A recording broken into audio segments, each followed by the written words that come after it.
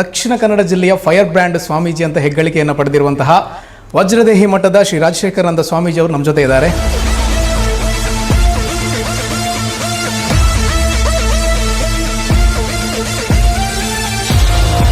ಕಾಂಗ್ರೆಸ್ ಸರ್ಕಾರ ಬಂದ್ರೆ ಸ್ವಾಮೀಜಿಗಳು ಸ್ವಲ್ಪ ಸೈಲೆಂಟ್ ಆದ್ರಂತೆ. ಗೃಹ ಸಚಿವರ ಭಯನೋ ಅಥವಾ ಸರ್ಕಾರದ ಭಯನೋ. ಆದರೆ ರಾಮ ಮಂದಿರ ಅಯೋಧ್ಯೆಯಲ್ಲಿ ಇತ್ತೀಚಿನ ದಿನ ನಡೆದಂತಹ ಹಗರಣದ ಬಗ್ಗೆ ಸ್ವಾಮೀಜಿಗಳು ಸೈಲೆಂಟ್ ಆದರು. ಇದು ಮಲತಾಯಿ ಧೋರಣೆ ಅಂತ ಅನಿಸ್ತಾ ಇಲ್ವ ನಿಮಗೆ?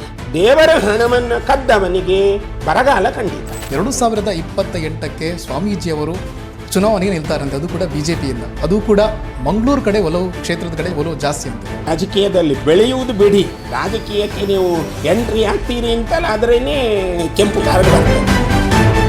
ಹಾಗೆ ಪ್ರವೀಣ್ ನೆಟ್ಟಾರ್ ನಮ್ಮ ನೇರ ಶಿಷ್ಯನಾಗಿದ್ದ ಹುಡುಗ, ಅವನಿಗೆ ಹೇಳಿದ್ದೆ ಕೂಡ ಸ್ವಲ್ಪ ಎಚ್ಚರಿಕೆಯಿಂದ ಇರು, ಯಾರೋ ದಿನ ಬೆನ್ನು ತಾಗ್ತಾ ಇದ್ದಾರೆ. ಇಲ್ಲೇ ಹತ್ತಿರದ ಧರ್ಮಸ್ಥಳ ಕ್ಷೇತ್ರ ಏನಿದೆ, ಕ್ಷೇತ್ರದ ಬಗ್ಗೆ ಅಪವಾದಗಳನ್ನು ಮಾಡಲಾಯಿತು. ಅವರು ಆಪೋಸಿಟ್ ಗ್ಯಾಂಗ್ ಒಂದಿತ್ತು, ಅವರು ದಂಧೆ ಮಾಡ್ಕೊಂಡಿದ್ರು. ಫೋನ್ ಮಾಡುವುದು, ಹೆದರಿಸುವುದು, ಮತ್ತೆ ಅದನ್ನ ತೆಗೆದು ಸೋಷಿಯಲ್ ಮೀಡಿಯಾದಲ್ಲಿ ಹಾಕುವುದು, ನೋಡಿ ನೋಡಿ ಒಬ್ಬ ಮಂಗ ಅಂತ ತೋರಿಸುವುದು. ರಿಯಾಸ್ ಪರಂಗಿ ಬೇಟೆ ಅವರ ಹೆಸರು ಅಂತಂದರೆ ನಮಗೊಂದು ಸ್ವಲ್ಪ ಅಲರ್ಜಿ.